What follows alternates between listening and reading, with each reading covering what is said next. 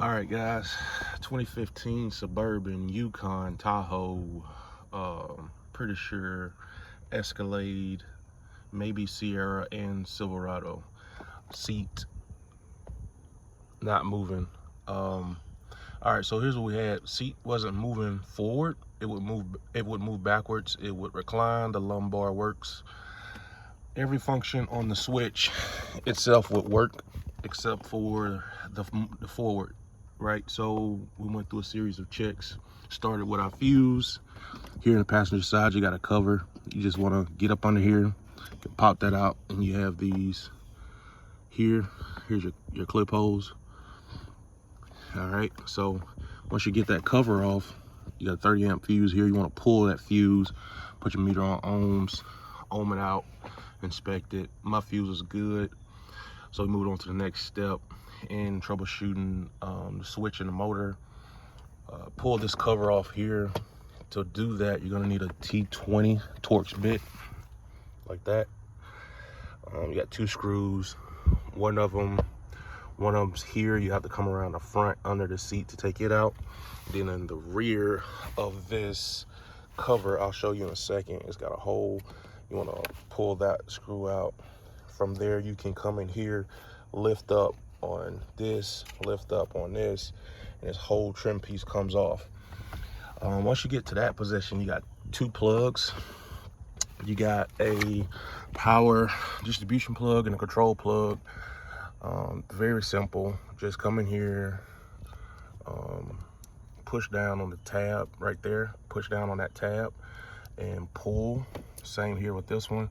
Push down on the tab, pull. You get those unplugged. All right, so once you get those unplugged, you can start troubleshooting your seat a little bit better. Here's what I did. I went in and pulled my switch out because at this point I kind of started leaning towards the switch being bad. Just because, you know, reading in the forums, reading online, I seen where a lot of these seat switches are failing. So I went ahead and pulled that out. In order to do that, you have to pop your switch covers off. You want to pop these off. They just slide on here. So just pop those off. And then when you pop those off, you're going to come back here.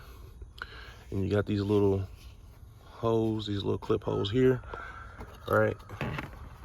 Take you a little screwdriver and pry out ever so gently. Don't break it, because you're gonna need these to be in good order to put the new seat switch in. But just pry up on this and pull your switch out. The switch will come out.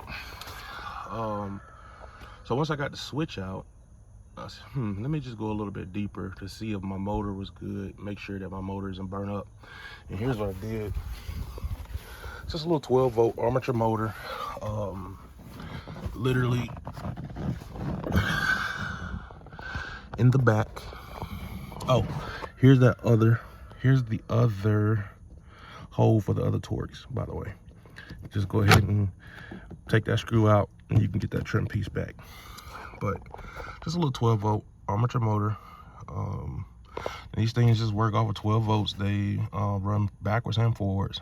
And this is the one here that controls our forward and our backwards movement.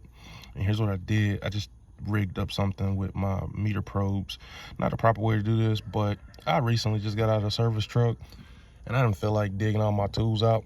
So I couldn't get to my back probe tool set. I just took this that I keep in my fluke bag and I back probed my motor. I kind of got lucky, so to speak, and I'll show you what I mean. I just took a ground, put a ground to one wire, put a power to the other. I don't know if you guys can see that. Let me turn my light on. Can you see that? That's basically what that looks like. Let me get a better shot. Hold on. Yeah. So I put the power on one, put the ground on the other. Then I ran my leads back to the front. Let me show you what we did up front. Here's what we did up front. I found power and ground on my harness. I wired it up.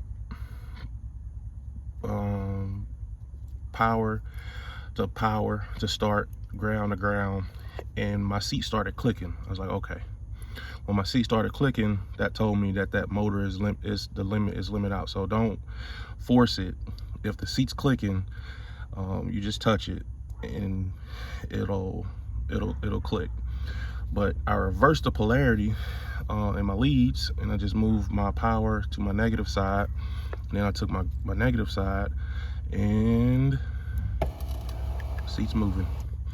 So while I'm doing this, I just bought this truck and I'm detailing it. I need to get the seat forward in order to get to that boat and then the one on the other track. But if you're in a pinch, you can take your leads and you can literally jump these motors. Just don't go past the limit of what the motor will allow, right? But yeah, just a helpful quick video on troubleshooting seat switch functions. I'm going to be taking this apart and diving into it and seeing why this thing is failing. I'm pretty sure it's due to moisture, because if you look down here on this rack, you can see some rust. So obviously it's getting a lot of moisture behind that cover. But I'm going to be taking this apart. Maybe I'll post about it, maybe I won't, but I just like to know why shit fails. So hope this helps somebody.